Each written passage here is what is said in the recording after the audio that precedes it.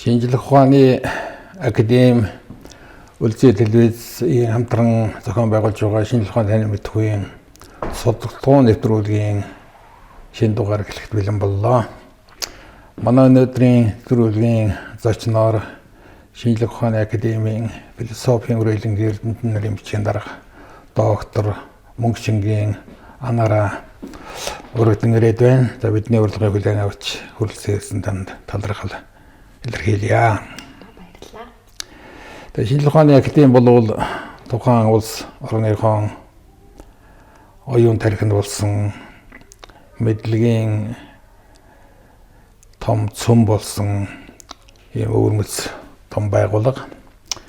Тэр энэ төрлийн том байгууллагын 16 хүрээлэнгийн нэг хүрээлэнгийн буюу одоо философийн хүрээлэнгийн эрдэмтэн нарын бичгийн дараагаар ажиллаж байгаа амнатан залуу хүний хувьд бол их содон сайхан харагдаж байна. Ажлын амжилт хүсье. За баярлалаа. Тэгээ хоёулаа философийн хүрээлэнгийн бүтэц зохион байгуулалтын эхлэж яриагаа эхлэе гэж бодож байна. Тэр эрдэмтэн зөвлөл захиргааны зөвлөл захиргаа менежментийн албад тэгээд эрдэмтэн нарын бичгийн даргасан бүтцтэй байгаа шүү дээ. Тэгэхээр онцлог нь юу юм? Тэр дундаа эрдэмтэн нарын бичгийн даргын одоо ажлын чиглэл хүрээн ямар байдаг юм бол? За тэгэхээр зэрэг манай философийн хүрээлэн таны саяны хэлсэнчлэн эрдмийн зөвлөл, захиргааны зөвлөл, захиргаа менежментийн алба, тэгээ эрдэмтэн нарийн бичгийн дарга гэсэн ерөнхий бүтцтэй. За түүний доор нийт 7 салбар байдаг. За яг эрдмийн зөвлөл гэдэг бол өөрөө болвол одоо эрдэм судалгааны ажилд болвол чанарын одоо баталгаажуулалт, хяналт тавих ерөнхий нэг тийм үүрэгтэй эрдмийн зөвлөл гэж байгаа. Энэ дотроос бол нөгөө хүрээлэнгийн маань эрдэмтдээс гадна хүрээлэнгээс гадна байгаа одоо судлаач эрдэмтд бас одоо ордгоо гэсэн үг. За тэгээд захиргааны зөвлөл бол мэдээж хүрээлэнгийнхаа дотоод захиргааны одоо удирдлагын түвшний үйл ажиллагааг бас хариуцдаг. За эрдэмтэн нарийн бичгийн дарга бол ерөнхийдөө бол хүрээлэнгийн өдөр тутмын үйл ажиллагааг бол зохион байгуулах. За мөн дээрээс нь хүний нөөцийг одоо чадварчуулах, тийм ээ, хөгжүүлэх, хүний нөөцийн бодлогод одоо анхаарч ажиллах гэх мэтчлийн ийм ажлыг бол хийн. За үүнээс гадна одоо яхаа өдөр тутмын ажил гэхлээр бид нэр одоо хийсэн ажлынхаа одоо тайланг гаргамж гэдэг юм уу, тийм ээ, гэх мэтчлэн одоо ийм үйл ажиллагааг бол ерөнхийдөө хариуцаж явдаг гэсэн үг. За тэгээд захирал бол ерөнхий бодлогоо хариуцаад явчихна. Тэгээд захиралд бол бодлогын төвшөнд болоод өдөр тутмын үйл ажиллагааны хүрээнд одоо дэмжлэг үзүүлэх, мөн зөвлөн өгөх, тийм ээ, хамтран ажиллах. За тэгээд эрдэмтэн нарийн бичгийн бас нэг чухал үүрэг бол салбаруудын бол хариуцдаг шууд удирдлага, салбаруудыг хариуцдаг шууд удирдлага гэсэн үг. За манай философийн хүрээлэн бол нийт 7 салбартай. За үндсэн салбаруудыг нэрлэх юм бол философийн салбар байна, социологийн салбар, улс төр эрх зүйн салбар, шашин судлалын салбар. За үүн дээр 2022 онд баг зэрэг бүтцийн өөрчлөлт ороод ёс зүй сэтгэл судлалын салбар гэж шинэ салбар нэгдсэн байгаа. За үүнээс гадна бодлого судлал, улс төрийн эдийн засгийн ухааны салбар гэж байгаа. За ерөнхийдөө бодлого судлал бол бас манай хүрээлэнгийн хүрээнд бол бас судлагдаж байсан ийм салбар учраас энэ салбар бол яг бие даасан байдлаар бас шинээр одоо салбар болчихсон. За тэгээд Баян Үлгийн аймаг дахь салбар гэж байдаг. Энэ 16 хүрээлэн дотроос одоо манай хүрээлэн ганц одоо орон нутагт салбартай ийм онцлогтой бас хүрээлэн байгаа. Энэ салбаруудыг ингээд сонсч байхад ер нь философи гэдэг үгийн өөрийн утга агуулга нэлээд шингэсэн юм шиг харагдаад байгаа юм бол үнэхээр өргөн хүрээнд үйлчлэгээ явуулдаг. Дээхэн үед бол философич одоо түгээмэл ухаан гэдгийг орчуулж ирсэн юм билээ шүү дээ. Хүн ухаан гэхээс илүүтэй. Тэгэхээр үнэхээр энэ дотор нөгөө улс төрнж байдаг, социологч байдаг, шашинч байдаг ингээд тэр талаас харуул одоо философийн хүрээлэнгийн онцлог харагдажээ.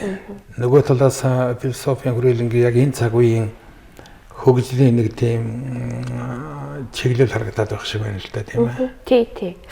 Тийм яг зөв. Тэгэхээр зэрэг яхав нөгөө нийгэм хүмүүнлэгийн ухаан гэдэг дотор чинь өөрөө философи бол ер нь бүх шинжлэх ухаан, нийгмийн ухааны одоо үндсээр гэж үзээд байгаа шүү дээ, үзэж байгаа шүү дээ. Тэгэхээр зэрэг энэ дотор болвол ерөнхийдөө нийгмийн ухаандаа бол нөгөө улс төр социолог, тийм ээ гэн ороод явчихж байгаа бодлого судлал нь хүмүүлийн ухаанд нь болохоор зэрэг нөгөө үндсэн шашин судлал, философи, урлаг судлал одоо гоо зүй гэдэг ингээд энэ ухаанууд нь тэгэхээр манай хүрээлэн бол ерөнхийдөө бол философик хүрээлэн гэдэг нөгөө таны хэлсэн энэ ерөнхий ухааныхаа дор нийгэм хүмүүлийн ухааны одоо хүрээлэн гэж бас тэр утгаараас харж болно. Мэдээж хүмүүлийн ухаанд бол нөгөө түүх антрополог гэдэг бусдаа одоо ухаанууд бол багтж байгаа л да тий. Тэр тэрийг нийлүүлсэн гэсэн үг. Тэгэхээр энэ салбаруудын онцлог гол одоо үеийн гол хийж байгаа тэрийн тухай дэлгэрэнгүй ярих байх л да. Гэхдээ энэ өмнө энэ бүтцтэй холбоотой сонирхсан зүйлээ асуумаар санагдаад байгаа юм. Жишээлбэл энэ дотор тэр Баян Өлгийн аймгийн салбар гэдэг байж штэ. Орон нутгийн Баян Өлгийн аймгийг яг ингэж онцлог нь ямар учир шалтгаан байсан. Үйл ажиллагаа нь одоо энэ саяын дурдсан энэ бүх салбарууд тэнд төвлөрдөг юм уу тэр хэсэгтээ. Эсвэл одоо өөр чиглэл байдаг юм уу? Тийм. Ерөнхийдөө бол Баян Өлгийн аймгийн салбар бол баруун бүс нутгийн тэнд бол ер нь бол нөгөө угсаатны бас нэлээд маш олон угсаатны Монголын одоо энэ бүс нутгуудыг харахад бол хамгийн олон одоо угсаатны бүлгүүд одоо эртний ерөөс оршин одоо тогтнож байгаа ийм газар нутаг. За тэгээд тэнд одоо салбараа нэгээд ингээд одоо үйл ажиллагаа явуулж байна гэдэг бол энд бол нөгөө судалгааны нөгөө хүмүүнлэг нийгмийн ухааны судалгаа хийхэд бол нэлээд баялаг одоо ийм одоо их сурвалж гэж бас бид нар бол хардаг. За ерөнхийдөө яг Баян Өлгийн салбарт бол яг одоо юу гэдгийг шашин судал, зөвхөн шашин судал, зөвхөн философч гэдэг юм уу те тэр салбараараа биш аль чиглэлээ. Гэхдээ ерөнхийдөө үндсэн чиглэл бол нөгөө угсаатны соёл тийм ээ онцлог. За сүүлийн үед бол нөгөө баруун бүс нутгийн соёл экологийн одоо үнэлэмжийн судалгаа гэж суурь судалгаа бол явагдаж байгаа. Тэгэхээр зэрэг нөгөө тэр угсаатны одоо олон бүлгүүд цугларч байгаагаараа тэнд бол бас судалгааны нэлийн том одоо их сурвалж оршиж байгаа гэдэг утгаараа бол манай энэ салбар бол нэлээд ач холбогдолтой салбар. Ингэж ойлгох юм байна та Баян Өлгийн аймаг гэдэг салбар гэж байгаа болохоос биш баруун бүсийн. Тий, ер нь бол баруун бүсийн салбар гэсэн үг. Тэр ойлголтод чухал гэж бодож байна. Бас нэг тодруулж асуух юм бол шашин судлалын салбар гол үүрэгт яваад байгаа шүү дээ. Тий. Одоо өмнөх нийгмийн үед бол бид нар чинь нөгөө юу гэдээ ойлгоцсон шүү дээ. Шашин бол одоо хар тамхимоо одоо шинжлэх ухааны дараагийн бараг эсрэг хоёр тал юм шиг ийм ойлголт их байдаг байсан л да. Гэтэл одоо энэ чинь бүр салбар болсон гэж юм шүү дээ. Тий, ер нь бол шашин судлал гэдэг бол нөгөө энгийн одоо төвшөнд бол ерийн мэдлэгийн төвшөнд бол шашин гэдэг бол нөгөө хүний ихтгэл үнэмшил гэдэг зүйлтэй. Тэгэхээр зэрэг яг шинжлэх ухааны үүднээс авах юм бол энэ нь өөрөө хүний амьдралд ямар одоо үүргийг үүсгэж байна вэ гэдэг энэ утгаараа бол бид нар энэ шашин гэдэг энэ том зүйлийг бол судлах нь бол гарцаагүй зүйл юм. Тэгээд манай хүрээлэнгийн хувьд бол шашин судлалын салбар гэдэг дотор бол зөвхөн одоо бүдийн шашинч гэдэг юм уу тэр утгаараа бас авч бусад шашин одоо шашнуудыг бол бас судлах юм зорилготойгоор өнөөдрийн одоо Монголын нийгэмд тухайлбал одоо ямар шашнуудын төлөв хандлага ямар байна одоо урсгал чиглэлүүд ямар төв төвшөнд явж байна гэдэг талаар бас судалгаа шинжилгээ хийж одоо магадгүй одоо төрийн төвшин тэр шашныг бодлоход бас тодорхой хэмжээгээр зөвлөмж өгөх тодорхой тэр нөхцөл байдлыг нь судалж өгөх юм зорилготойгоор манай шашин судлалын салбар бол ажилдаг. Тэгээд энэ дотор бол ер нь бол нөгөө үндэс суурь нь бол нөгөө бүдэн шашныг судалдаг манай эрдэмтэн судлаачид бол бас голчлон байдаг. Гэхдээ бид нар бас цаашид бол өргөжлүүлж бусад одоо шашнуудыг гол үндсэн одоо уран шашин гэдэг юм уу те тэр талаар бас судалгаа хийх юм зорилго бол төвшүүлээд бол явж байгаа. Тэгээд их Монгол улсын үед одоо гэрэнэ шашны хувьд бол үзэл баримтал онцгой байсан юм билээ шүү дээ тэгш хэрэгтэй. Тий. Тийм олон жишээнүүд яриад тийм ээ. Тэгэхээр арга байхгүй шашин судлалын салбарыг судлах нь одоо шинжлэх ухааны талаас ч нийгэм сэтгэл зүйн талаас ч чухал зүйл байна л да. Одоо хандах юм тодруулаад тэр бодлого судлал гэж байгаа шүү дээ. Тий. Яг энийг тодруулах. За бодлого судлалын салбар бол ерөөсөө улс төр эдийн засаг за тэгээд ерөнхийдөө одоо энэ бодлого судлал гэдэг чинь өөрөө альва зүйл одоо нийгмийн энэ тогтолцоон тийм ээ бодлого нь ямар байх хэвтэй юм бэ тэрэн дээр суурил цаашаага бид нэр одоо нийгэм чинь өөрөө хөгжих нэг одоо үндэс суурь нь болох гэдэг нэг ийм онлын одоо суурь байгаа шүү дээ тийм бодлого гэдэг нэг суурь нь байгаад тэрэн дээр үндэслэж одоо тогтолцоо маань явах хэрэгтэй гэх. Тэгэхээр зэрэг энэ үүднээс бодлого судлал гэдэг бол policy study гэж ерөнхийдөө яг англи энтертэй хэлээд байгаа тий. Тэгэхээр зэрэг энэ үүднээс яг одоо юу гэдэг улс төрийн бодлогыг судалж гэдэг юм. Эдийн засгийн бодлогыг судал манайх бол аль талыг судалдаг. Жишээл манай бодлого судлалын салбарт бол хуучин боловсролын яамны сайд байсан Цанждугай байна. За элчин байсан одоо ерөнхийлөгчийн зөвлөх байсан Батшиг академич байна гэдэг ингээд Монгол улс төрийн одоо бодлогын түвшинд одоо ажиллаж байсан ийм одоо туршлагатай эрдэмтэн судлаачид бол манай бодлого судлалын одоо салбарт байдаг. За тэгээд залуу одоо дунд үеийн судлаачдаас ярих юм бол соёлын бодлого судлалаар бас одоо дагнаад судалгаа хийж байгаа одоо судлаачид энэ төр байна. Тэгэхээр зэрэг ер нь болвол нөгөө одоо ерөнхийдөө болвол нийгмийн тэр тогтолцоо бодлого судлал гэдэг бол суурь байдаг учраас бас бодлого судлал гэдэг салбар байх нь чухал юм а гэж үзээд ерөнхийдөө бол нөгөө яг өнөөгийн нийгмийн бас нэг хэрэгцээ шаардлагын үүднээс энэ бодлого судлалын салбарыг онцолж тустайлан бас гаргасан болов уу гэж би бол бас хараад байгаа юм. Тийм. За энэ мэдээр одоо энэ долоон салбарын гол онцлогуудыг эрдэм инглиш судалгааны ажлын өнөөгийн байдлын тухай одоо товч ярьж байгаа сайн байна. За бид 2022 онд манай хүрээлэн 50 жилийнхэн ог тэмдэглэсэн. За тэгэхээр энэ бол ингээд хагас 100 жилийг бол бид нар үтсэн ийм хүрээлэн байх нэ. За энэ оогоо тэмдэглэхдээ бид нар эхний хагас 100 жилийнхаа ог бид нар өндөр тэмдэглэлээ. За одоо дараагийн хагас 100 жилийн шинэ хуудас нэгдэж байна гэж бид нар ерөнхийдөө бол тодорхойлоод дараагийн хагас 100 жилд ер нь ямар чиглэлтэйгээр одоо үйл ажиллагаа явуулах вэ гэдгийг бол тодорхойлох, тэрийг харах юм зорилготойгоор бол ойгоо тэмдэглэсэн байгаа. 21-р зуун гарлаа тийм ээ.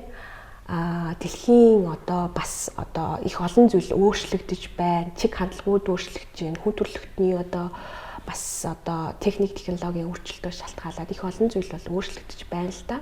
Түүнтэй уялдуулаад бид нэр одоо нийгмийг судалдаг, нийгмийн социал харилцааг одоо судалдаг ийм хүрээлэнгийн хувьд тийм ээ. Одоо энэ 21-р зуунд бид юуг судалж цаашаа явах вэ гэдэг тал дээр бол бас тодорхой одоо бодлого чиглэлээ тодорхойлоод стратеги төлөвлөгөө гаргаад ингээд явж байгаа л да. За сүүлийн үед 2022 оноос хойш за би 2023 он 22 оны ерөнхийдөө ажлуудыг онцлоё гэж бодож байна л да. Тий. Ер нь бол манай салбарууд бол суурь судалгааны төсөл за гадаадтай хамтарсан төслүүд дээр хийхтэй ажилладаг улсын захиалах төслүүд байдаг. За тэгээд сүүлийн үед бол салбар болгон одоо жишээлбэл философийн салбар маань бол Оростой хамтарсан төслийг болвол бас нэлээ хийлээ. За өчигдөрхөн гарсан одоо нэг юм бүтээл байна. За энэ бол манай Орос Монголын хамтарсан Монгол угсаатны гүн ухаан гэсэн юм суурь судалгааны төсөл 3 жил явагдсан юм төслийн одоо үр дүнд бид нар энэ бүтээлийг гаргасан байгаа. За үүнээс гадна за тухайлах юм бол одоо манай социологийн салбар бас нэлээд олон жилийн түүхтэй одоо философийн салбарын баргалж хамтал одоо бий болсон салбар байгаа. Тэгэхээр энэ салбар бол нийгмийн өнөөгийн нийгмийн одоо төлөв хандлагын өөрчлөлтийг илүүтэйгээр судалдаг. Тэгэхээр энд бол одоо нийгмийн тусгаарлалт, нийгэмдэх тусгаарлагдах үйл явц гэдэг бас нэг юм бүтээл гаргасан байна. Энэ бүтээл бол энэ тусгаарлагдах үйл явц гэдэг энэ бол одоо нөгөө нийгэм барууны нийгэмд Америк тентэр бол нэлээд бас судалгаа хийгдсэн юм юу байгаа юм сэдв байгаа. Тэгээ энэ дээр бүр яг социологийн судалгаа хийсэн бас төслийн хүрээнд хийгдсэн юм ажлууд байна. Гэх мэтчлэн за би философийн салбараас бас саяхан гарсан одоо ерөөсөө гараа 7 хоног жоо бүтээлийг бас танилцуулъя. Өнөөгийн Монгол оюун санааны амьдрал гээд философи шинжилгээ хийсэн, философийн арга зүгээр шинжилгээ хийсэн. Оюун санааны амьдралыг одоо бий болгож байгаа ёс зүй, за шашин, нийгмийн сэтгэл зүй гээд энэ чиглэлүүдээр одоо судалгаа хийж манай эрдэмтэд хамтын бүтээл гаргасан байгаа. За шашин судлалын салбарын бүтээлийг дурдах юм бол мөн яг 2020 онд гарсан, 23 онд гарсан их зохиолын орчуулга байгаа.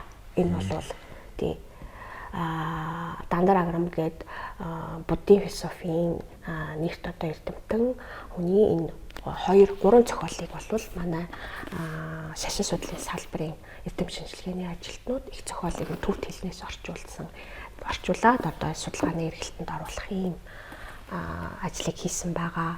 За тэгээд энэ хамгийн том одоо 2023 оны хамгийн том ажил энэ байна. Их чухал ажил гэж бид үзэж байгаа.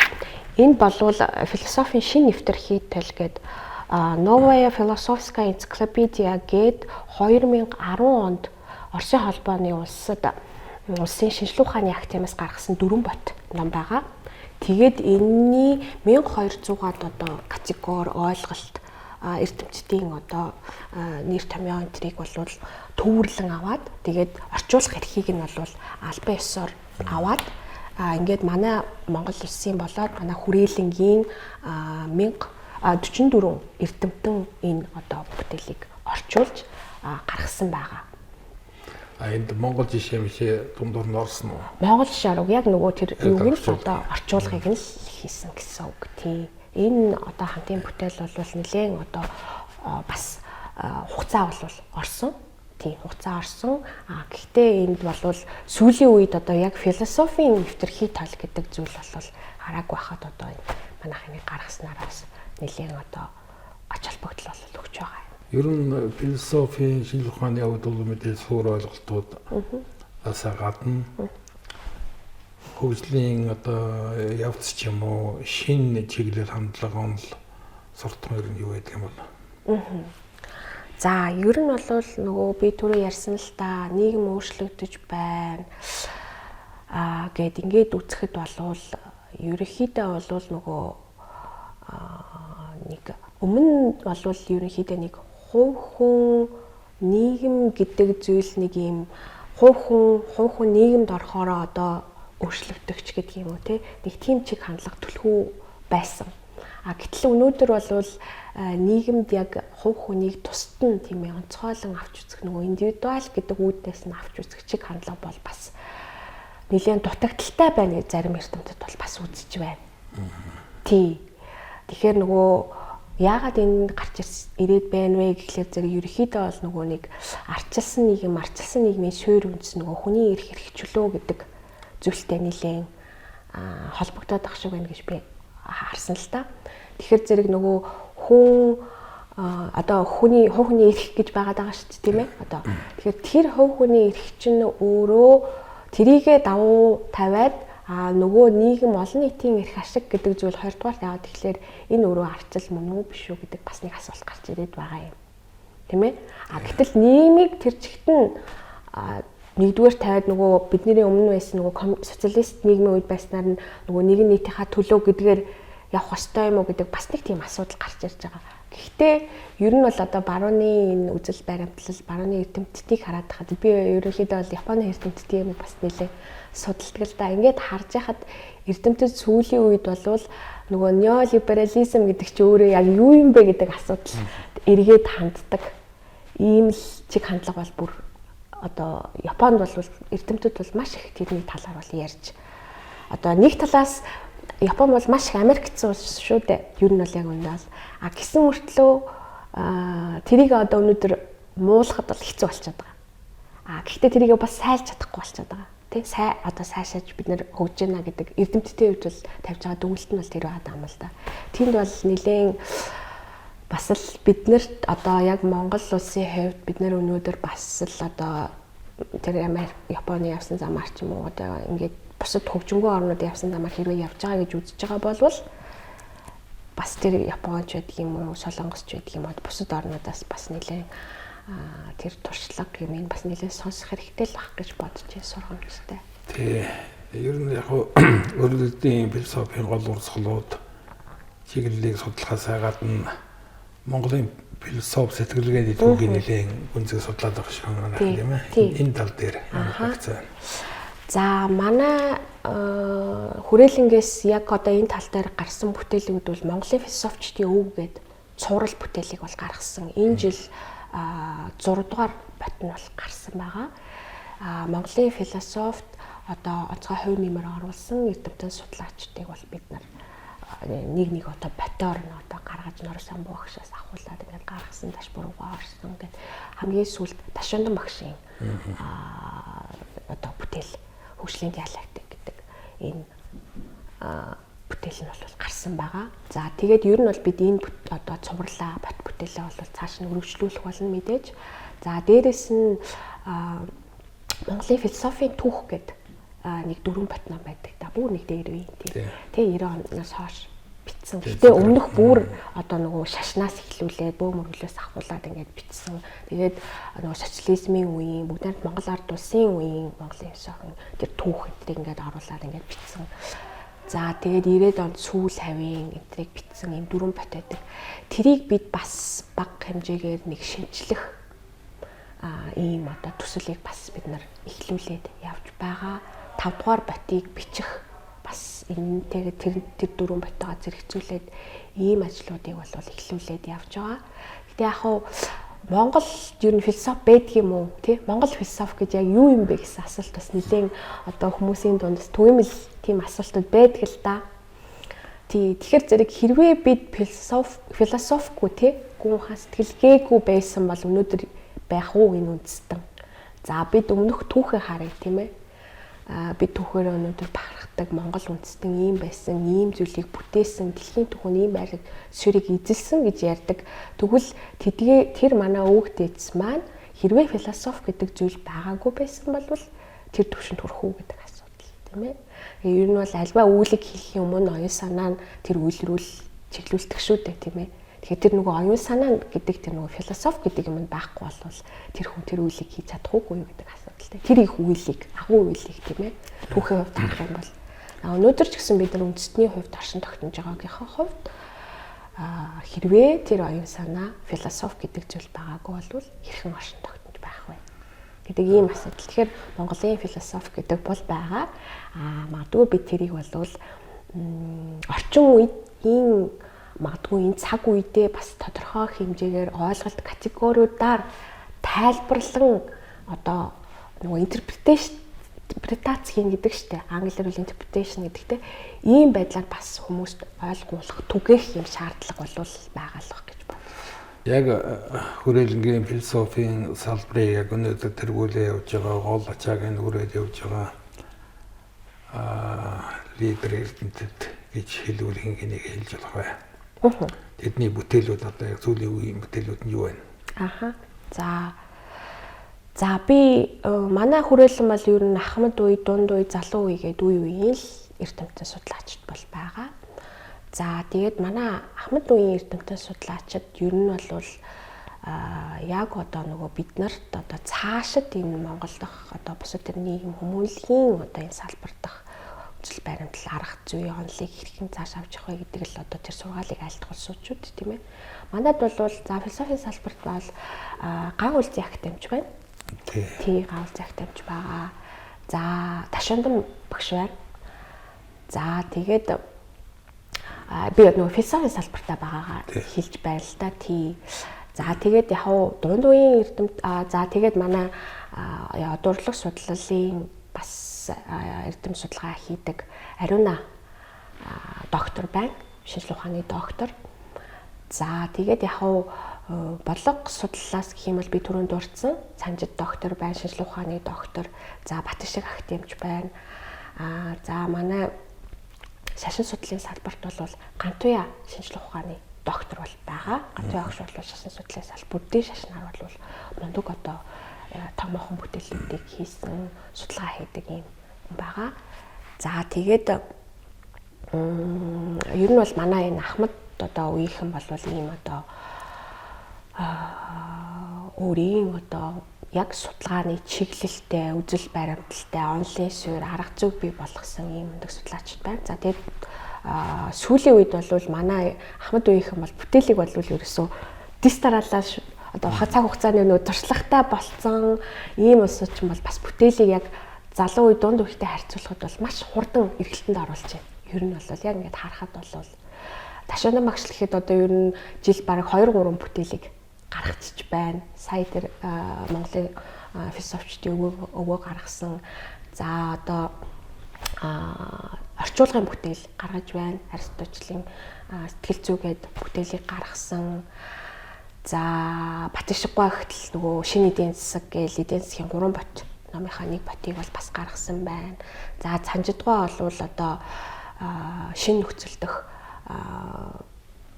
инновац шинэ нөхцөлдөх бодлого инновацийн одоо шинэ номыг бол гаргасан байгаа саяхан. За дээрэс нь одоо бодлого судлалын одоо бараг сурах бичиг болохоор бодлого судлал гэсэн одоо тийм бүтээлийг өнгөрсөн жил гаргасан байгаа. Гэх мэтчлэнгээр одоо манай Ахмад үеийнхэн болвол шилдэг эрдэмтэд маань болвол бүтээлүүдийг болвол их гаргаж байна. Тэгээ ялангуяа эрдэм шинжилгээний ажилд тэр тэтгэврт гарна гэж байдгүй юм шиг байна тийм ээ. Тийм зүйл бол би бол судлаач эрдэмтдийг бол тэгж харддаггүй шүү дээ. Тийм.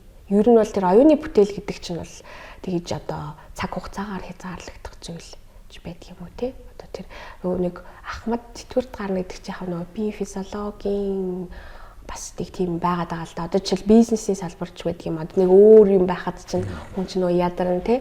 Оюуны хөдөлмөр хийж байгаа хүнд бол тэр бол бас арай жоохон өөрөөр байна л да. Тэгэл ёстой гэж л бодоод байгаа шүү дээ тийм ээ. Тий.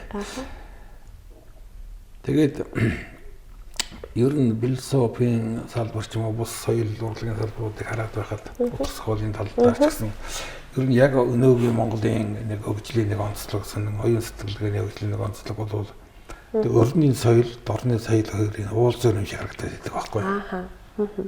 Яг энэ бол одоо энэ судалгаа шинжилгээний ажил дээр нэхэр тусдаг юм бол. Дорно гэж туушрахгүй, өрнө гэж туушрахгүй тэр хоёрын уулзуур нь Монгол юм шиг олон юм харагдаад байгаа л да. Ялангуяа утга зохиолын төвшөнд ч байдаг юм. Тэр үе шиг шинжлэх ухааны төвшөнд ийм зүйл байна уу хандлага. Яг шинжлэх ухааны төвшөнд гэдэг яхах юм бол яг нөгөө өрөнд орны жишээлбэл философи, тэрний үзэл баримтлал гэх юм уу, сэтгэлгээний онцлогч гэх юм уу, тэр нөө соёлоос үүдсэн онцлог гэдэргээд бол байж болно. Гэтэ яг жишээлбэл манай Монгол үндэсний нэг онцлог байна л да. Бусад одоо Азийн улс орнуудаас тийм ээ онцлог байна. Тэгэхээр энэ дээр ингээд хараад үзэх юм бол монголчуудын сэтгэлгээ бол ер нь нөгөө нүүдэлчин соёл иргэншлээсээ ч одоо шалтгаалаад гэх юм боо ер нь их нээлттэй. Тий, заавал одоо доорн гэх юм уу, заавал өрнө гэхгүйгээр тийм ээ. Бидний түүх ч гэсэн тэгж явж ирсэн шүү дээ, тий. Одоо бүх дэлхий бол өнөөдрийнхаар ярих юм бол дэлхийн хүн төрөлхтөн бол нэг л гэж бид нэр үзчихсэн шүү дээ, тийм ээ. Тэгэхээр зэрэг энэ дээр ингээд сэтгэлгээг харах юм бол бидэнд бол тийм уламжилж ирсэн зүйл байна. Гэхдээ манай философийн хүрээлэнгийн судлаачид бол яг өрнийхөө талыг бас судалдаг судлаачид бол байна. Гэхдээ тэр өрний судлаачдын үзэл баримтлал онол арга зүй өөрөө монголчуудын сэтгэлгээг тэр үүднээс харуул яах юм бэ? Чи өөрөө нөгөө хүн төрөлхтөн гэдэг үүднээсээ бас нэг түгээмэл зүйл бол байгаа шүү дээ. Хүн гэдэг утгаараач байдаг юм уу, нийгэм гэдэг утгаараач байдаг юм уу тий. Тэгэхээр зэрэг тэр талаас нь бас тайлбарлаж тэр талаас нь харахыг ер нь бол манай одоо судлаачид бол нөгөө Монголынхоо нийгэм монголчуудад энэ одоо үзэл баримтлал маань яаж сууж байна тий. Монголчуудын оюун санаа ер нь ямар байна, сэтгэлээ ямар гэдгийг гал гол үндсэн чиглэл болгож байгаа шүү дээ. Тэрийг судлах. Тэгэхдээ тэнд судлахын тулд мэдээж шинжлэх ухааны бусад одоо тэр өрнийх юм уу, дорных гэдэг юм уу те энийгээ судалж иж тэрэн дээр Монголынхон тэр одоо оюун санаа сэтгэлгээг болвол дүн шинжилгээ хийж гаргаж ирэх ийм л зүйл. Тэгэхээр хоёр арга зүг хоёулангийн хослуулан хийдэг судлаачид болвол ихтэй байгаа гэж бас харж байна. Тэр их чухал байна тийм ээ. Тий. Би зүгээр эргээд тодруулаад асуухад шашин тодорхойлолтой холбоотой юм да. Тэр хар хоринд ухаанд шашны 3 том урс холын төлөөлөл зуглараад ном ярьж байсан гэдэг. Хар хорин хотын зохион байгуулалтын дотор одоо тэр бүх шашны одоо төлөөллүүд нь оршин байдаг байсан. За энийг бол одоогийн өдөр харахад бол үнэхээр тийм их холыг ардчилсан тийм үзэл бодол байсан байна гэж. Тэр үеийн судалгаа ер нь хэр байдаг бол текстнэрээ юу hodсон, юу алдсан гэдэг юм уу? За тий, ерөнхийдөө бол яг тэр үеийн судалгаа юу бол ерөнхийдөө нөгөө рубрикийн тэмдэглэл энтер дээр бол байдаг шүү дээ тий. Яг одоо яаж явагдсан, мөнхаа юу гэж хэлсэн тэгэл үгнүүд энэ нь бол байдаг шүү дээ. Тэгээд яг тэр энэ юутай холбоотойгоор манай философийн хүрээлэн энэ оны 10 сард шашин хоорондын хэлэлцээ гэж том олон улсын шашны эрдэм шинжилгээний хурал хийх гэж байгаа. Тий, яг одоо ерөнхий санаа нь бол ерөнхийдөө бүх одоо шашны төлөөллийг Монгол дахь бүх шашны төлөөллийг одоо оролцуулаад тэгээд тэн дундаас одоо Монголын өнөөдрийн тэ шашны төлөв байдал ямар байна тэ одоо шашныхаа талаар өөрсдөө урсгалж чиглэлүүдээр харилцах юм том одоо олон улсын эрдэм шинжилгээний хурлыг бол хийх гэж байгаа. Гарын тэгшлэг хиттэй хамтраад тэгэхээр зэрэг тухайн үеийн тэр судалгаа юмыг одоо харахад бол нөгөө шашин гэдэг утгаар нь харахгүй ерөөсөө хүн төрлөх тэр шашин би бол шашин гэдгийг бол нөгөө ихтгэл үнэмшил хүн ихтгэл үнэмшилгүй бол тэгэл юунд ч итгэж болно л доо тий юунд ч итгэж болно. Гэтэ хүн ихтгэл үнэмшил байхгүй бол тэгэл хүн ер нь оршин тогтноход нэлээд хэцүү болдог яг сэтгэл зүйн хувьд бол тэгэхээр зэрэг тэр нөгөө манай одоо өвгдөөс бол тэр зүйлийг маш сайн одоо олж харсан байна шүү дээ тий. Яг шашин гэдэг үгээр л ярихаар бид нэр жоохон шашин гэхээр ямар юм бол гэж одоо эргэлзэх усууч байдаг л баг л та. Гэхдээ яг тэр үндсэн санаа нь болвол нөгөө хүний ихтгэл үнэмшил гэдэг зүйл рүү бид халтах юм бол юу болох вэ гэдэг тэр санааг олоод харсан байна да гэж би бол хараад байгаа. Тэгээд нөгөө тэр гол үндсэн санаа нь бол нөгөө өнөөдрийн нөгөө даяаршил гэдэг зүйлийг яг тэр шашнаарч одоо дамжуулаад бол тий хийж байсан. Тийм одоо халахгүйгээр хүн болгоны шашныг бол хөлөөний зөвшөөрч байсан гэд тий ингэж үзчихсэн гэх мэтчлийн зүйлүүд байна. Тийм үү яг уран бүтээлч хүний хувьд бид нар бол жишээ миний хувьд тэгэхэд сүүлийн үед би итгэлийн тухайг олон дуу бичиж байна. Тэгээ миний ойлголт бас зөв юм байна. Ер нь хүний итгэл үнэмшлийн аваа хийчих юм бол бид нар хэн ч хөвлөж байгаа байхгүй юу? Тэгэхээр юунд итгэх нь бол чухал биш. Гэрэлгээгээ одоо тэр нэг өөрийн одоо туйлын хүслэн гэсэн юм уу да. Тийм. Тэрийг их дэмжмээр юм шиг байгаа юм да. Аха. Тийм. Ер нь бол тийм. Яг уу ингээд одоо юу гэх юм бэ? Эрдэмтэн судлаач шинжилгээ ухааны хүн болвол ер нь их бас нэлээд одоо хариуцлагатай ах хэвээр юунд ч итгэж болно шүү дээ гэдэг үгийг хэлчихээр бас энийг арай өөрөөр хүлээгээд авчих хүмүүс бас байна тийм ээ. Гэхдээ ерөнхийд нь харах юм бол итгэл үнэмшил гэдэг болвол нөгөө хүнийг одоо хүний тэр нөгөө сэтгэл зүй сэтгэлгээг тэтгэж авдаг нэг зүйлүүдийн хамгийн чухал нь тэр нөгөө сэтгэл гэдэг юмыг яг миний судалдаг сэтгэл судлалын салбараарс ингээд би өөрөө нөгөө мэддэг урсгал чиглэлийнхаа үүдээс л харж байна л да. Тинчэнээс ингээд харахад бол хүн нөгөө өөрөө ямар нэгэн зүйлд итгэхгүй хин нэгэнд итгэхгүй ийм зүйл болоод ирэхлээр нөгөө сэтгцийн өөрчлөлт гарах одоо магадлал өндөр байдаг гэж ерөнхийдөө бол зүгээр энгийн үгээр тайлбарлавал тэгж хэлэх гээд байгаа юм.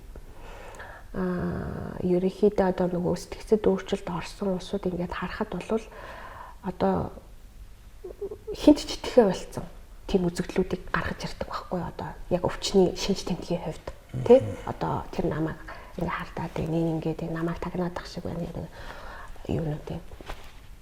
Тэгэхээр зэрэг тэр нөгөө эрүүл байхын нөгөө тал нь хэрвээ тэр талаас нь харах юм бол эрүүл байхын нөгөө тал нь ямар нэгэн байдлаар итгэл үнэмшил гэдэг зүйл тэр хүний сэтгэлгээ сэтгцийг барьж байдаг тэрийг тэтгэж байдаг зүйл юм аа гэдэг. Одоо миний мэддэг психоанализ онлоор бол тэгж үздэг юм бол. Тийм л дээ. Бас нэг зүйлийг тодруулаад тэр 90 оноос хойш нийгмийн манай өөрчлөгдлөө шүү дээ тийм ээ. Энэ өөрчлөлтийн нийгэм өөрчлөлтийг нийгэм улстрын философийн үүднээс их сайн судалж явах шиг байгаа манайхан. Энэ дээр гол одоо дүгнэлтүүд, чиглэлүүд, шин санаанууд юу гарч байгаа бол судалгааны үр дүн болж. За, ерөнхийдөө бол яхаа сүүлийн үед за би энэ номыг ерөнхийдөө бас энэ номон дээр бол ерөнхийдөө бас нөгөө оюун санааны амьдралын талаар ерөнхийдөө ярьсан учраас энэчнээс юу яасан би бас энэ нийгмийн сэтгэл зүй гэдэг бүлгийг ерөнхийдөө бичсэн юм. Яг нийгмийн жишээлбэл би энэ номыг бичих гээд ингээд судалгаа хийгээд хаад яг одоо өнөөдрийн биш махад монголчуудын нийгмийн сэтгэл зүйг судлаад нийгмийн сэтгэл зүй яг ийм байна гэдэг нөгөө нийгмийн сэтгэл зүйн олон онол арга зүй байгаа шүү дээ. Яг тэр үүднээсээ судалсан судалгааны бүтээл яг үүндээ бол ховор байна. Тийм. Зүгээр социологийн судалгаа хийсэн ч байдгийм үү те ямар үзэгдлүүд гараад байна вэ гэдэг ч юм уу те нэг тийм төвшөнд бол хийсэн судалгаанууд бол байна л та. Байна. За тэгтээ яг одоо нөгөө жишээл нийгмийн сэтгэл зүйн одоо тэр хүрээнд чинь бол бүлгүүд нийгэмч маш олон бүлгүүд байгаа тийм үү тийм ээ. Тэгэхээр зэрэг тэр бүлэг давхраанууд өөрөө ямар одоо хариу үйлдэл үзүүлж байна. Ямар үзэгдлүүдийг бий болгоод байна те. Энэ нь цаанаа ямар одоо учир шалтгаантай байна. Нийгмийн тогтолцооноос болоод ийм үү те. Эсвэл одоо тэр бусад одоо хүчин зүйлүүдээс шалтгаалаад энэ улс төрийн хүчин зүйл байна уу те. Манайх өнөөдөр бол ерөнхийдөө бол судалгаа бол нэг улс төрийн хүчин зүйл гэдэг дээр бол нэлээд бүх хүн ер нь санал нийлээд байгаа хэл та. Тэгээ улс төрийн хүчин зүйлээс гадна бас өөр олон хүчин зүйл бол байгаа гэж бол бид нар харж байгаа л та. За тэгээ энэ дээр бас нэг чухал зүйл бол нөгөө монголчуудын нийгмийн одоо өнөөгийн байдалд бол ёс суртахууны асуудлыг бас нэлээд бас бичсэн байгаа.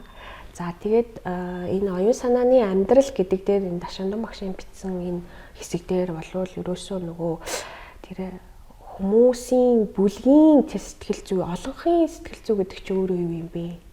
Тийм ээ?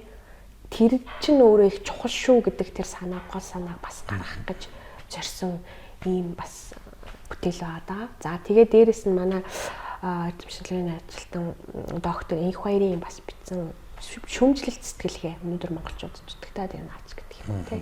Тунгаан бодох шүүн тунгаан бодох гэдэг байгаа шүү дээ тий. Тэр сэтгэлгээ осчдөг наач гэдэг юм уу тий. Гих мэтчлэнгээр ингээд за тэгээд экологийн одоо ухамсар гэдэг зүйл байна уу? Байгаль экологи тий. Байгалаа хайрлах. Манайх бол уламжлал байна бид нарт. Манд бүх талаар байна Монгол үндэстэнд болов. Гэтэл яг өнөөдөр бид тэрийг уламжлалыг шинчлээд цаашаагаа өглүүлж авч чадж гэнэ үү гэдэг асуудлыг бас энэ бол за тэгээ шашны асуудал. Хүний өдөр тутмын амьдралд шашин өөр ямар үүрэг гүйцэтгэж байна вэ? Шашин итгэж байгаа хүмүүс өөр ямар байна вэ гэх мэтчлээ. Гэл судалгаанууд бол хийжлээ. Тэр экологийн юм бол үнэхээр чухал байж байгаа. Монголчууд хамгийн байгаль дэлхийд хамгийн ойрхон ард түмэн байсан байх шүү. Тий. Одоо тэр маань тэр хинтэй байна уу? Их өөрчлөгдөж гэнэ үү гэдэг гэх мэтээр юмнууд байгаа хэл та. Би нэг юмыг бас тодруулъя. Тэр нөгөө танаа нэг салбарт тэр ёс зүй сэтгэл судлалын салбар гэж шинээр аваад ирж штэ. Энэ нөгөө тохиолдол биш байхаа гэж ингэж бодож байна. Үнэхээр энэ одоо шинэ нийгмийн нэг том үзэгдэл судалгаа сургахгүй тийм салбар болоо ороод ирж байна. Гэсэн үг байна тийм ээ. Энэ дээр гол ажиллаж байгаа улсууд нь ямар улсууд вэ? За тий. Тэгэхээр энэ салбар бол ерөөсөө шинээр бий болоод 2 жил болж байгаа. Салбар 2-3 жил. Энэ бол яг ерөөсөө шинжлэх ухааны академийн түвшинд одоо ерөнхийдөө бол яг одоо өнөөдрийн нийгэм тулгамдаад байгаа нэг чухал одоо яг нийгмийн одоо хүрээнд тулгамдаад байгаа нэг асуудал ёс суртахууны асуудлаа гээд тэгээ бодлогын түвшинд би энэ салбарыг одоо би болгосон юм болов уу гэж би бол тэгж ойлгосон. Би хүрээлэнд анх орохдоо бол энэ ёс зүй сэтгэл судлалын салбарын эрхлэгчээр орсон юм байгаа. Тэгээ хамгийн нэг том асуудал бол хүний нөөц байхгүй. Яг энэ салбарт бол нөгөө ёс зүй чинь бол өөрөө философийн нэг салбар ухаан шүү дээ. Философи дотроос судлагддаг судлагдах байхгүй ёс зүй гэдэг бол өөрөө ethics гэдэг. Тэгээ тэр дотор ёс суртахуун мораль гэдэг ингээд судлаад явчихсан. Гэтэл энийг нь философиос нь салгаад өнөөдөр Монголын нийгэмд энэ ёс зүйн асуудал чухал байгаа учраас гэдэг ингээд бүр тусад нь гаргачихжээ. Гэтэл яг өнөөдөр ёс зүйн талаар судалдаг судлаачид бол Монгол Улсын их сургууль манай хүрээлэнд бол ганц 2 байгаа. Гэхдээ яг судлаачдын яг тэрүүгээр дараасан судлаач бол маш бага. Яг энэ өнөөдрийн түвшинд манай салбарыг ярих юм бол энэ салбар маань бол өнөөдөр 2 одоо ажилтнтай байна гэсэн үг. Тэгэхээр нөгөө хүний нөөцийн асуудал бас энд манай эрдэмтэн судлаачдын хүрээнд бол бас яг одоо энэ салбарын чиглэлээрээ бас бол нэлээд дутагдaltaй л байна. Гэхдээ ёс зүй судалдаг судлаачид бол бас тодорхой хэмжээгээр байгаа. Тийм. Хүний нөөцийн ямиг хүрээлэгийн төвшөнд одоо хариуцж байгаа нь бол эрдэнэ нарийн гаргаж байгаа тийм ээ. Тэгэхээр хүний нөөцийг чадварчлуулах бэлтгэхэд одоо төрийн бодлого хэрэгтэй байхаа гэж ингэж бодоод байдаг шүү дээ. одоогийн төвшнгээд тэгэхэд энэ наад зах нь одоо ийм мэрэгчлээ хүн байлаа гэхэд сонголт хийхдээ ихтэй сургуульд очиод багшлах хүрээлэн дээрээ ажиллах хоёрын цалингийн ялгаа нэлээд өндөр байх шиг байна наад зах нь. Эндээс л эхлэх байх л да. Тий, тэр бол үнэн л дээ. Ялцчгүй бодит байдал бол тийм байна. Гэтэ яхав сүүлийн үед сүүлийн 1 жил бол яхав нөгөө эрдэмшилгээний ажилтнуудын нэг суур цалин мэдрийг баг зэрэг одоо чадах ч нэгээрээ гэх юм уу да. Бас нэг дээшлүүлсэн юм бол байгаа. Гэхдээ яг үндсэн гол шалтгаан бол яг л энэ санхүү одоо цалингийн асуудал бол мөн. Яагаад вэ гэхээр зэрэг ерөөсөө одоо би түрүү ярьсан тэр Ахмад дунд залуу үегээд ийм хүний нөөц банаад байна. Үе үеийнхэн байна. За Ахмад үе бол нөгөө тодорхой хэмжээгээр тухайн нэгэн байр суурьтай болсон, доктортой болсон тий. Одоо ийм улсууд байна шүү дээ. Санхүүгийн хувьд ч гэсэн бас харцангуй доктортой болсон улсууд. За дунд үегээд аваад үзэхээр бол их хэцүү байна. Гэхдээ бас залуу үе бодвол одоо аргаагүй тий. Залуу үе гэтэл одоо цалин бага байхаар нөгөө цалингаа бодоод энэ эрдэм шинжилгээний бүтээл хийх, ном бүтээл гаргах гэдэг чи одоо 1-2 хоногтой гарцдаг, 7 хоногтой гарцдаг зүйл биш шүү дээ, тийм ээ. Энд бол орчин нөхцөл хэрэгтэй, цаг хугацаа хэрэгтэй, маш олон зүйл хэрэгтэй байдаг. Гэтэл тэрэндээ төвлөрч чадахгүй. Өдөр тутмынхаа амьдралд одоо хөтлөгдөд гэсэн үг шүү дээ, тийм ээ. Тэгэхээр зэрэг нөгөө залуу үе маань манай одоо хүрээлэнгийн залуучууд болвол эрдэм шинжилгээний ажил одоо судалгаа хийх үнэхээр хүсэл эрмэлзэлтэй залуучууд байгаа байхгүй. Тийм учраас л одоо сургуулаа төгсөөл Монгол Улсын их сургуулийн философийнхаа одоо техник, шашин судлалынхаа техник төгсөөд л одоо манад орсон ийм залуучууд ихэнх нь байгаад байгаа байхгүй. Социологийнхаа салбарыг төгсөөд л тэгээд л орж ирсэн. Гэтэл нөгөө талаас нөгөө хүний нөөц болж ирж байгаа залуучууд маань нөгөө юунда өдөр тутмынхаа амьдрал нөгөө тэр цалин мөнгөнд хүрэхгүй болохоор зэрэг тэрэндээ хандуулж чадахгүй сэтгэл зүрхэн байгаа хэдий ч ингээд яваад. Тэгээд яг би зүгээр энэ дээр нэг зүгээр жишээ хэлэхэд жишээлбэл Японд бол одоо ингэж байгаа юм л та. Нобелийн шагнал авсан хүн хэлж байсан. Саяхан 2012 үлээ 13 онд Нобелийн шагнал авсан шүү дээ. Тэгээд тэр хүн хэлж байсан. Миний ажил их сургуульд ажилладаг, Кёотогийн их сургуульд ажилладаг Нобель. Тэгээд Нобель. Би бол ерөөсөө энэ лаборатори дотроо сүүлийн 1 жил болвол энэ лаборатори дотор амьдарсан. Тэгээд нөгөө арга гэрдээ юм хүм болвол ерөөсөө би тэр санаа зовхцол надад байдгүй байсан гэж байгаа юм. Тэгэхээр тэр хүн чинь одоо эрэгтэй хүн юм чинь тэр хүн цалин мөнгөө арга гэрт нь хангалттай байна гэсэн үг шүү дээ. Санаа зовхцол байхгүй байна гэсэн үг шүү дээ, тийм ээ. Тэ? Тэгэхээр тэр хүн Нобелийн шагналыг тэгж хүртэж чадчих байна л гэсэн. Энэ то хоохны өвтөх санаачлаас илүүтэй тэр төрийн бодлого байх шиг байгаа юм л да. Би шилэн гэж бодсон юм л да. Сая ерөнхийлөгчийн нэрмжит одоо тэтгэлэг оюутнуудад өгж гадаад суух тийм ээ. Энэ дотор жишээлбэл ёс зүй сэтгэл судлалын салбараар орж байгаа цаашаа өргөж юм байна. Энд одоо хаана өндөр төвшингийн бэлтгэдгийн дэж нь одоо явуулах ч байт юм уу? Ийм хуваарлт байж болохгүй гэж асуугаад байгаа юм байна. Тий, ер нь бол байж бол. Гэхдээ ер нь бол нөгөө тэргүүлэх чиглэлээр гарцсан байгаа шүү дээ. Шинжилгээ ухааны технологи тэргүүлэх чиглэл тэр дотор нийгмийн ухаан ороогүй л байгаа л да. Тэгэхээр болохгүй болчиход байгаа байхгүй тий. Нэг дунд үед 2000-ад оны ихэнх үе юм уу да. Тэр үед нийгмийн ухааныг салбарыг бол нэлээд хүмүүнлэгийн ухааны нэлээд дэмжиж байсан. Тэгээд сүүлийн үед нөгөө эдийн засагчид хуулийнхан энэ төр гээл те одоо их гарч байна. Монгол тийм болоо хөлч хэрэгтэй юм энэ төр гээл ийм үүднээс болоод ерөнхийдөө нөгөө ялангуяа одоо бүр тэр философийн салбарын одоо нийгмийн ухааны хүмүүнлэгийн салбарынхаа нэлээд бас хаягдсан тал байгаа. Гэхдээ мэдээж бодлогын төвшөнд болвол Монгол улсад бол хэд хэрэгтэй вэ гэдэг тэр тооны асуудал бол биш. Би бол тэр тооны асуудал цөөхөн байж болно. Гэхдээ тэнд одоо юу гэдгийг одоо маш одоо чанартай жишээлбэл одоо тэр хэлний маш өндөр түвшинд бэлддэг тийм үү. Тэгэхээр одоо нийгмийн ухааны хүн чинь одоо ном бичин юм уушин тийм л ажил хийн штеп гол нь бол тэгээ оюун ухаандаа боловсруулж гаргаан дээр гэж. Тэгэхээр зэрэг хэлний өндөр мэдлэгтэй байх хэрэгтэй. Тэгээ одоо юу гэдгийг зан чанарын хувьд ямар байх хэрэгтэй, төлөвшлийн хувьд ямар байх хэрэгтэй гэдэл энэ бүх зүйлийг нь одоо тэрийг чадварчулж чадхаар тийм сургуулилд дэлгэх. Яг бодлогын хувьд одоо юу гэх юм бэ? юу гэдэг эдийн засгаар сургах хүн, инновацаар сургах, за тэгэл IT-гээр сургах хүн нэг 100 байдгийн болвол нийгэм хүмүүнлэгийн ухааны салбарт нэг 10 хүн гэдэг бол яхаа Монгол улсын хэмжээнд бол хүн амтай харьцуулахад бол яхаа хангалттай тоо байх л та. Гэхдээ тэр чухамдаа яг чанартай гарч ийн үгүй гэдгийг бас бид нар бодгол асуудал. Ялангуяа одоо нийгмийн ухааны хаан шийдлэх хаан болсон философиг одоо нэгэр энэ зэрэгсэж явж ээж шогтлохгүй л хэцүү л дээ. Тий. Яхаа сүүлийн үед бол манай залуучууд бол бас их мундаг чадвартай болж байна л та. Яг үүндээ бол одоо жишээлбэл манай салбарт л гэхэд сүүлийн үед орж ирсэн залуучууд шинэ ажилтнуудууд маань ерөөсөө их хэн хэлтэй байна, солонгос хэл байна, хятад хэл байна, англи хэл байна, турк хэл байна. За Монгол Улсын их сургуульч манай гол хүний нөөцийг хангадаг одоо боловсруучны хангадаг газар гэсэн үг шүү дээ. Одоо бусад ихтэй сургуулиуд бол за гол үндсэн Монгол Улсын их сургуулийн одоо техникийн шин залуу багш нарт гэх юм уу те бид нартай хамтарч харьцуулдаг эрдэмтэн судлаач сүүлийн үед бол бас одоо дандаа л гадаадд одоо докторийн зэрэгээ хамгаалж байгаа, магистр хамгаалсан ийм эрдэмтэд бол бас байна. За өөрийн чинь хувьд бол ингээд Монгол Улсын их сургууль төгссөн Монгол байх тийм ээ. Дараад нь одоо Японд бас сургууль төгссөн. Сая ярьсан жишээний нэг тод төлөөлөл нь өөрөө байна л да. Тэгэхээр яг энэ хосол бол зөв байх тийм ээ. Монголд он бэлдээ, тэгээ бас гадаад бэлдээ.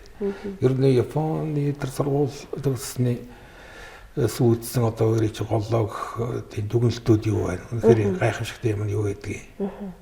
Сургуулийн онцлог. Тий. Би ер нь Японд яг ингээд Монгол Улсын их сургууль би бакалаврын зэрэгээ төгсөөд яг философич нийгмийн ухааны багш мэргэжлэр төгссөн.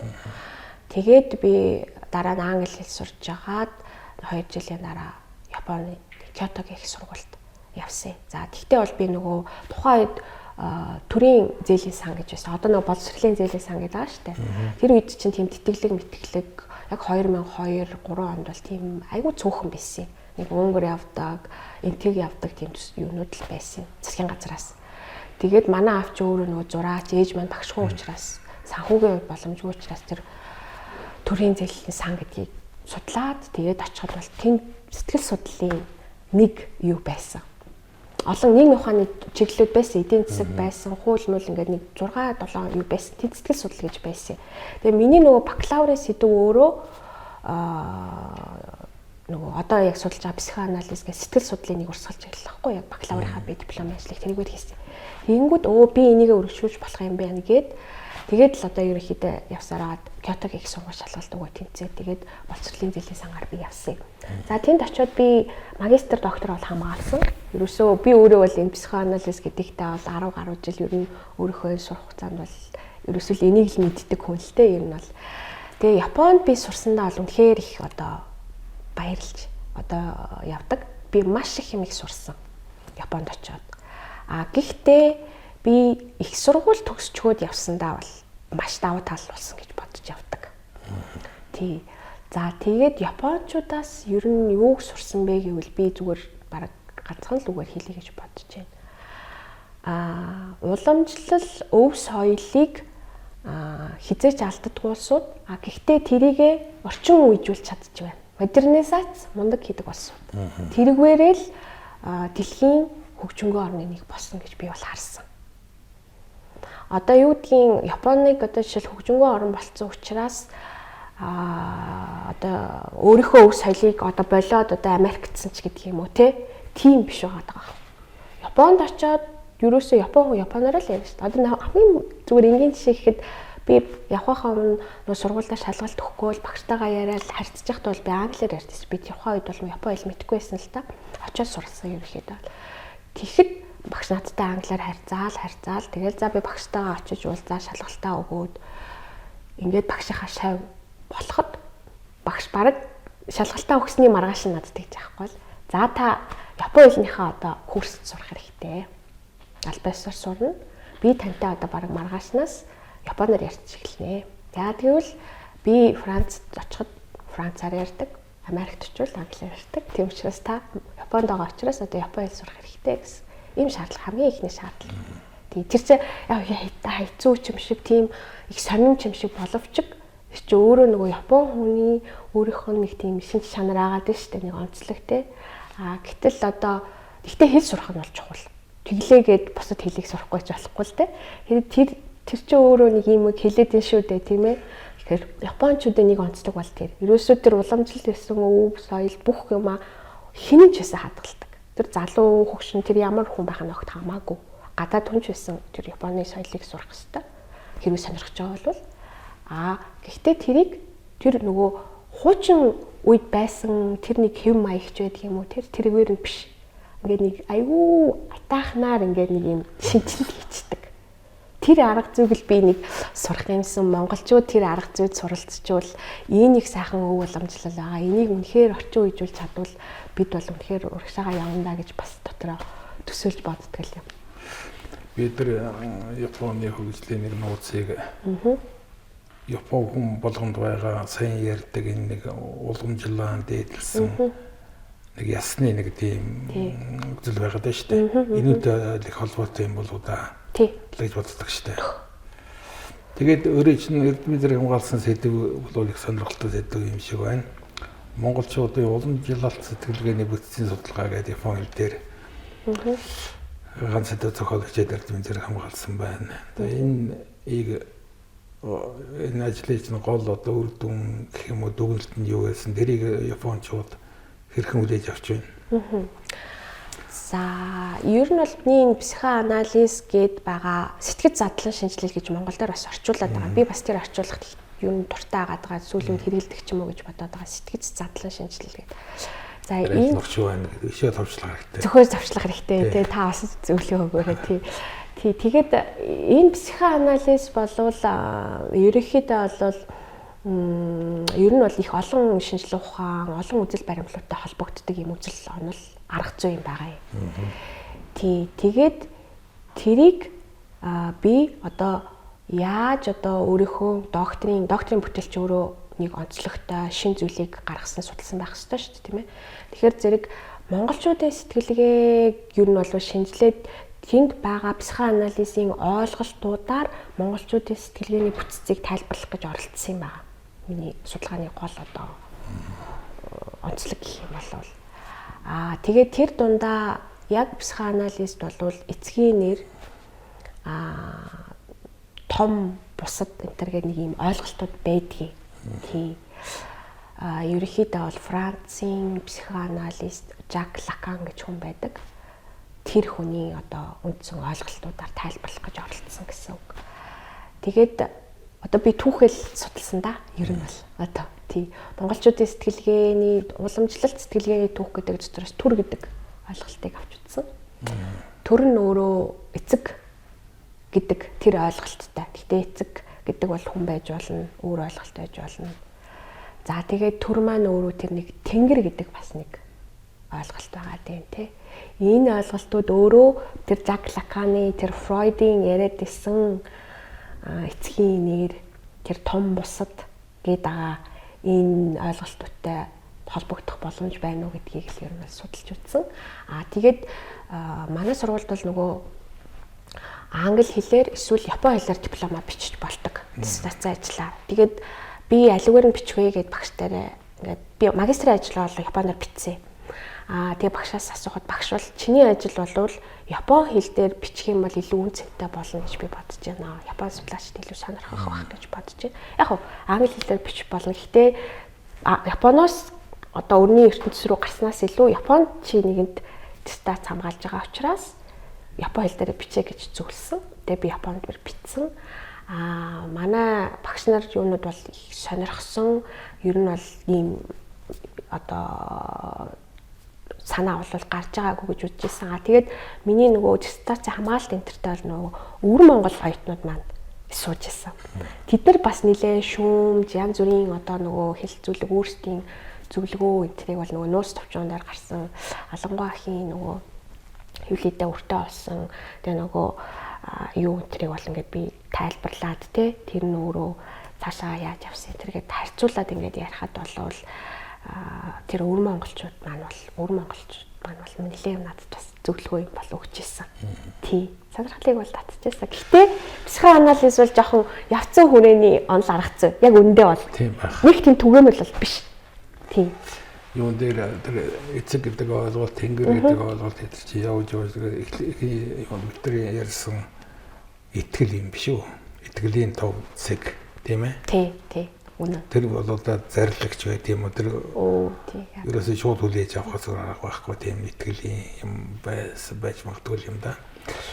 Тэгээд ер нь би бодож байна өөрийн чинь эрдэмтэн хамгаалсан сэдв болвол Японуудын анхаарлыг татах хэрэгтэй. Яагаад гэвэл дорны сэтгэлгээ Монголын уламжлалт тэр сэтгэлгээний бүтцийн сэтгэлгээний дөрөнцлөгүүдийн туссан байтаар нь тэр нь бол Япон Монгол хоёрын дорны соёлтоор тэрний хөдлөө нийлэх ялгарах олон юм их тод харагдчихсан байж магадгүй л дээ. Тийм учраас илүү анхаарал татах нь одоо ойлгомжтой гэж ингэж бодож байна.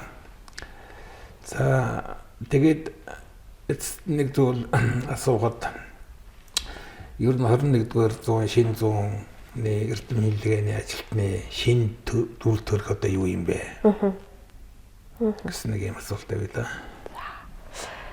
Тий, одоо нөгөө нийгмийн өөрчлөлт болоод бүх зүйл их өөрчлөгдөж, цаг үе өөрчлөгдөж, түүнийг дагаад мэдээж хүн өөрөө өөрчлөгдөж байна гэдэг. Ингээд үзэхээр ер нь бол өмнөх магадгүй юунд бол эрдэм шинжилгээний ажилтан гэхээр зүгээр нэг одоо зүгээр ч яах вэ те суугаад бүтээлүүдийг судалж шинжилээд тэгээд тэрэн дээрээ өөрийн боловсруулалт дүгнэлтийг хийгээд өөрийн шинэ үзэл санаа, үзэл баримтлал, шинэ санаанууд, онол, арга зүй гэдэг ийм зүйлүүдийг ингээд гаргаж ирдэг ийм эрдэм шинжилгээний судлаач эрдэмтэн хүн гэдэг бол тийм ээ. Гэтэл өнөөдөр бид нар одоо юу гэдгийг зүгээр энгийнээр хэлэх юм бол нэг өрөөнд суугаад зөвхөн намаа уншаад юмаа бичээд суугаадах уу гэдэг. Бидний өдөр тутмын хийдэг ажил бол тэр л дээ. Ер нь бол намаа уншина. Нэг сэдв аваад тэрнийхээ дагуу намаа уншина. Тэгээд тэр сэдвийнхаа дагуу анализ дүгнэлт шинжилгээгээ хийгээд тэгээд оюуны бүтээл гаргана л гэсэн ийм зүйлийг хийдэг шүү дээ. Бид нарт бол ерөөсөө ширээ сандал компьютер байхад л өнөөдөр бол хангалттай болчиход. Гэхдээ энэ бол өнөөдрийн яг 21-р зууны эрдэм шинжилгээний ажил хангалттай биш гэж би бол харж байгаа. Яг хүний хувьд тэр нөгөө эрдэм шинжилгээний ажилтнуудад өөр чадварууд бас нэмэгдэх шаардлагатай байгаа. За энд одоо бид нар техник технологиг ашиглаж байна. Нөгөө сошиал медиа гэдэг зүйл байна те. Сошиал медиад бол шинжилгээ ухаанд үндэслэн суурилсан одоо тийм үзэл онол одоо юу гэдгийг яриа бол баг гардгүй шүү дээ. Зүгээр л хүмүүсийн өөрсдийн бодсон бодлоо үдч сонсон юм ал мэдээллийн шинжтэй зүйлүүд л явагдав те. Тэгэх юм бол энд бас эн чинь өөрөө хит ийм болоод ирэнгүүт нөгөө хүмүүсийн нөгөө нийгмийн сэтгэл зүй гэдэг зүйлд энэ бас сүргээр нөлөөлөд байна шүү дээ. Яг үнэндээ бол те. Тэгэхээр одоо нөгөө эрдэм шинжилгээний ажилтнууд эрдэмтэн судлаачид бол энэ тал дээр нөгөө чадварын хувьд бол бас нэг тийм өөрийнхөө үгийг хэлдэг тийм ээ. За илтгэх ур чадвар, за багаар ажиллах одоо хамтын бүтээл гаргадаг. Одоо бусад одоо яг одоо би Монголынхоо эрдэмтэн судлаачдыг ярьж байна л та. Залуу эрдэмтэн судлаачид маань бол цаашид ер нь болвол тэр нэг юм бусдад нөлөөлөгч болох тэр чадхыг бас давхар суралцах шаардлага биднэрт бол тулгараад байна гэж харж байна. Тий.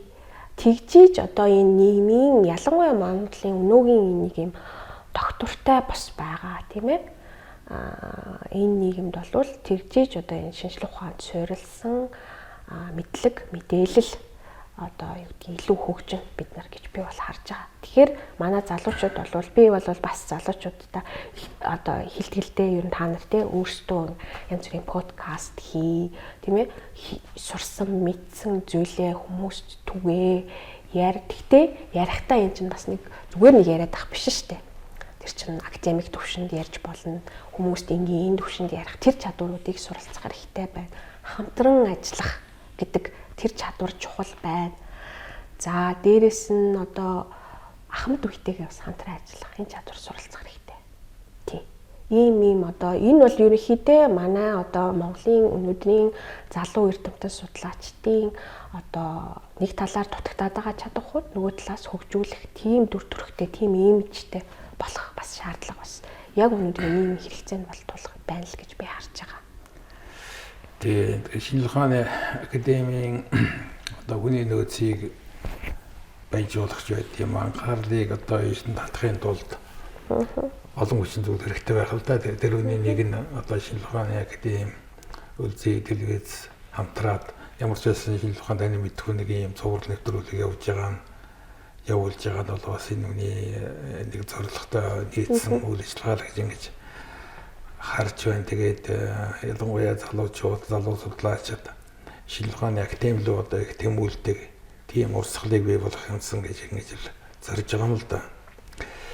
Тэгээд харьцангуй одоо хүрээлэнгийн эрдэнэт нарийн бичгийн дарга энэ албан тушаал ийм залуу эд одоо төрөж байгаа бүтээж байгаа энэ залуучууд ажиллаж орж ирж байгаа нь бол бас их сайн тэмдэглэж ингэж бэлгшээж бодож байна л да. Тийм учраас сая шинэ зууны эрдэнэлгийн ажилтны дүр төрхийн тухай өөрөөр асуулаа. Тэгээд Монголын шинжлэх ухааны энэ хөгжлийн залуучуудын орж ирж байгаа хүч төрж орж ирж байгаа энэ урсгал улам цаашаа бэгч болдгоо. Тэрүүний одоо нэг дүр төрх шинэ дүр төрх болж шинэ одоо реалог болж доктортаа сайн ажиллах болтугай гэж өөрөж одоо ерөөж байна. За их баярлалаа. Таны ерөөл батвших сайхан болтугай. Өвгөр шинжлэх ухааны таны мэдхгүй судлагдсан нэвтрүүлгийн өнөөдрийн энэ дугаар өндөрлөж байна. Дараагийн дугаар хүртэл түр баяртай.